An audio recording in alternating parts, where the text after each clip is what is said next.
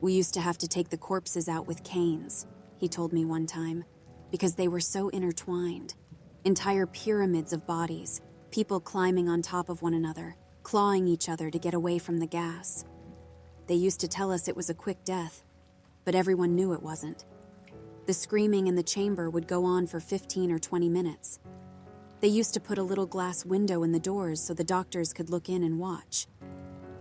My grandfather, Alexander, had told me about his time in the Sonderkommando, the corpse units of the National Socialist concentration camps.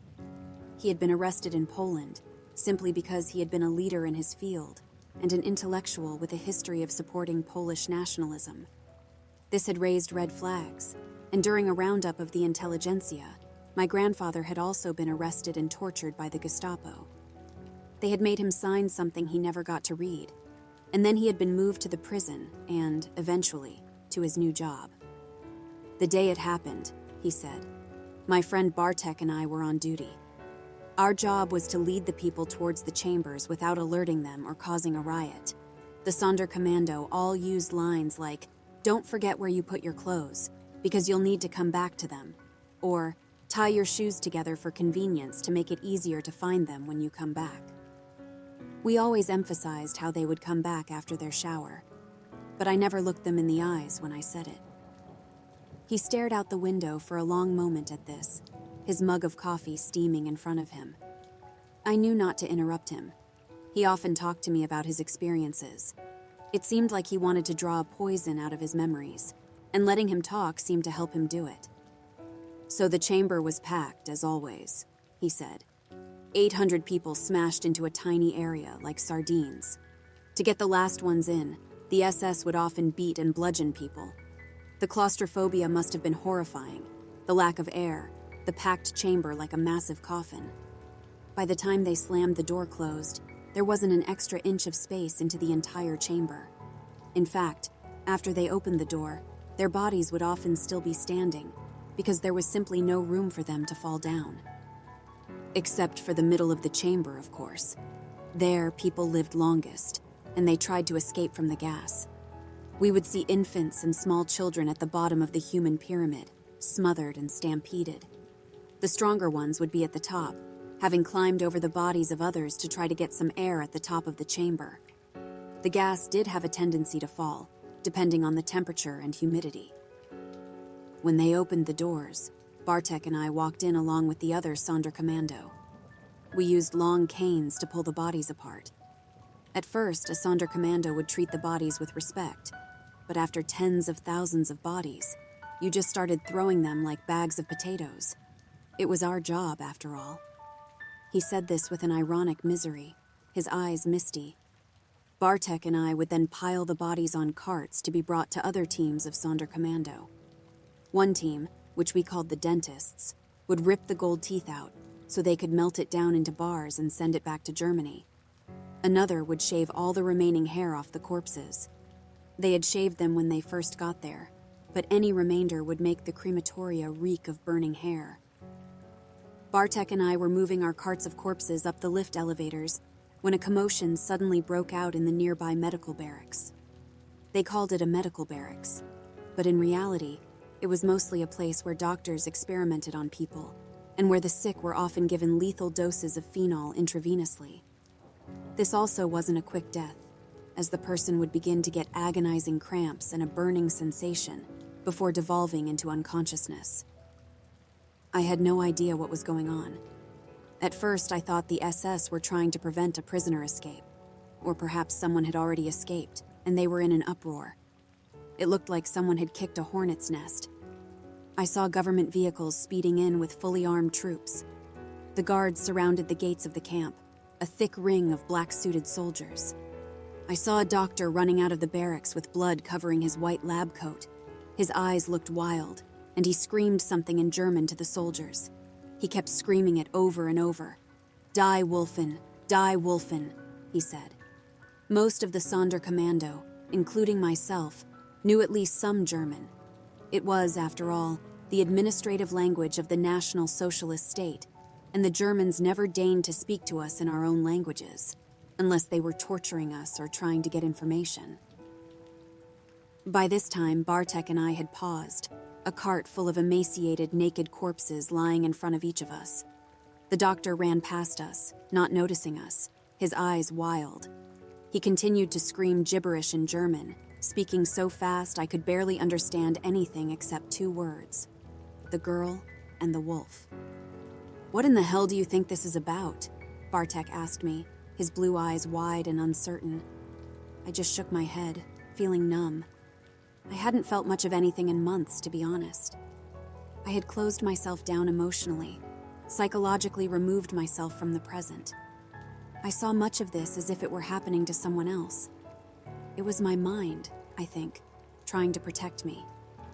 Even now, looking back, I feel like I'm telling someone else's story sometimes. A torrent of gunfire erupted from the medical barracks, and then a woman ran out, a nurse. Her face looked like a mask of gore.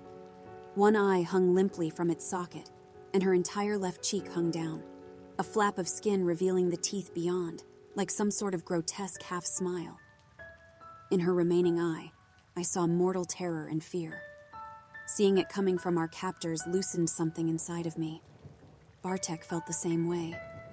We left our carts of dead and turned to run. At that moment, something tore its way out of the barracks. As I saw what it was, I began running with all the energy that my starving body could provide. It was a girl, or at least it had been. She looked no older than 12 or 13, and she wore a striped uniform soaked in blood. Her arms and legs lengthened before my eyes, forming long claws that erupted from her fingers. Her mouth had formed into a strange rictus grin, with drops of blood falling from her sharpening teeth. Stringy black hair seemed to grow from her head, and her eyes turned yellow, with slitted demonic pupils gleaming in the center, emanating a bloodlust and fury I had never seen before. The SS guards and soldiers had streamed in the front gates by this point, running at her and shouting orders. Automatic rifles began to fire, and Bartek grabbed my hand and pulled me down to the ground just in time. I heard bullets whizzing over my head, smashing into the crematoria's chimneys and the surrounding barracks. I knew they weren't shooting at me, but so many soldiers had opened fire that the entire area had turned into a shooting gallery. I looked back and saw bullets ripping into the girl's body. Gore blossomed from her chest, blood and flesh exploding out of the exit wounds, covering the bare dirt around her. With a roar, she jumped on top of the barracks, leaping 20 feet in the air. To my amazement, I watched the wounds healing before my eyes. I wondered what kind of strange medical experiment this was that could produce such an effect.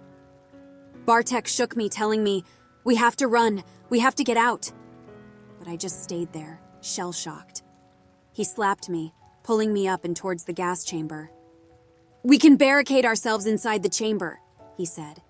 I gasped. "I'm not going to lock myself in there," I shouted, waves of anxiety rising in my chest. I had images of the door slamming closed and Zyklon B being poured through the vents. I shuddered, but we kept running towards it, not knowing where else to go. As we got inside the crematoria, the window smashed inwards, and I saw the girl had followed us. She had completely transformed by this point. Her skin looked yellow and papery against her long, wolfish frame. Tatters of the blood-stained uniform still clung to her body. I saw no marks from where the bullets had struck her. She ran forward at us, lashing out with a clawed hand. Bartek pushed me just in time, and I fell, the claw missing my face by a fraction of an inch. I began to crawl away, looking back as Bartek began to cry out in terror. I looked and saw him backing away from her, his hands raised, pleading. "I don't want to die. I don't want to die," he kept saying.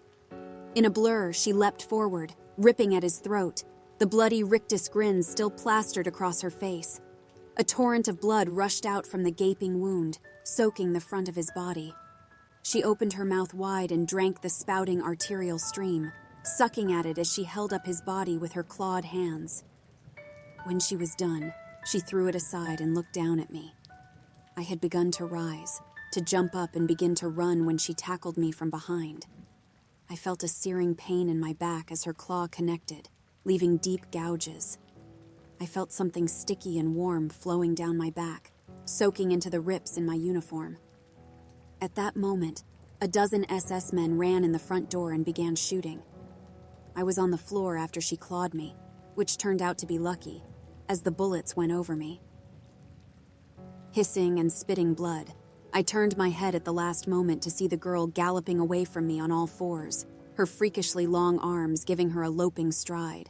She jumped back through the shattered window she had come in. The SS men all ran out after her, and I found myself alone with Bartek's body. I got up and found the rest of the prisoners confined to their barracks with armed guards watching each of the groups. The guards had left the front of the camp in a hurry, and I saw the gates stood wide open. With blood pouring down my back, I began to creep through the shadows of the camp, checking the watchtowers and the front gates for people. They had all joined in the pursuit, or were with the confined prisoners in their barracks, and they had apparently forgotten about a lone Sonderkommando like myself. I finally made my way outside. I didn't see a single other prisoner or guard in the front. But when I looked back, before I left for the final time, I saw the girl leaping over the razor wire fence as countless soldiers pursued her. Good for you, I said to myself. Good for you.